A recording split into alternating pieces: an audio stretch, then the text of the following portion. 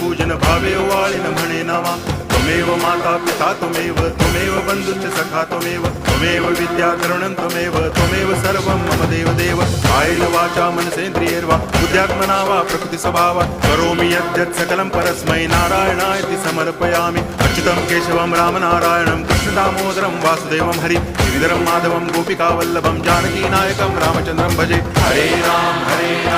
Ram Ram